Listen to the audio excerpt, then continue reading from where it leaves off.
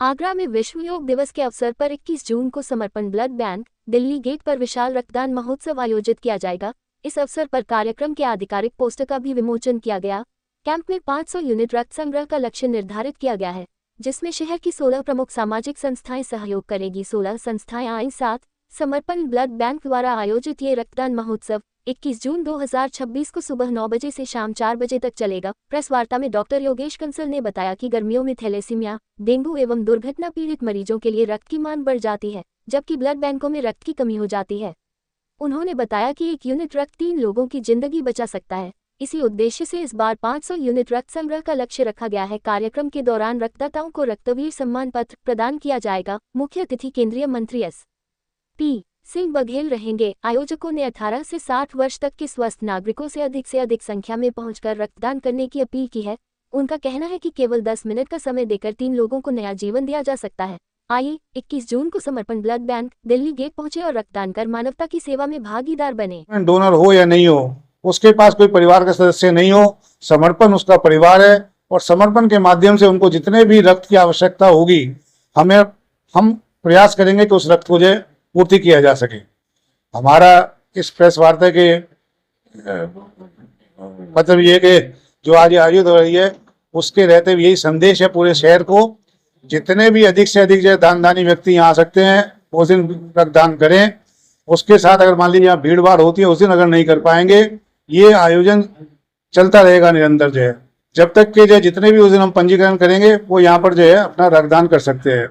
इसमें जो हम लोगों ने अपने रक्तदानी जो भी व्यक्ति होंगे उनके लिए सुविधा भी रखी है।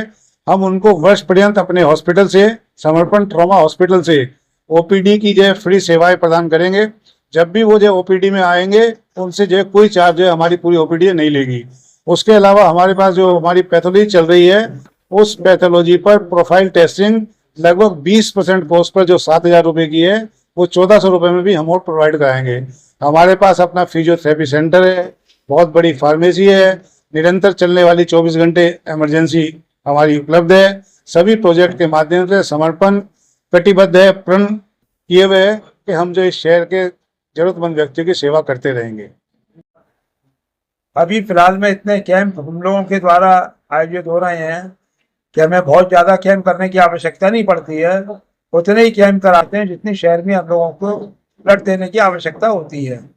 इसी के साथ मैं सूक्ष्म में बताना चाहूँगा कि हमारा जैसे 21 तारीख को ये ब्लड डोनेशन कैंप हो रहा है, योग दिवस भी है, लोग उसमें भी एंगेज रहेंगे। उसके बावजूद भी हमारे पास लगभग 500 यूनिट ब्लड आने का लक्ष्य हमें मिला हुआ है। इसके एक सप्ताह बाद हमें लोग रक्तदान के लिए आते हैं। रक्तदान एक ऐसी व्यवस्था है जिसके माध्यम से अनेक जरूरतमंदों की हम लोग सहायता कर सकते हैं।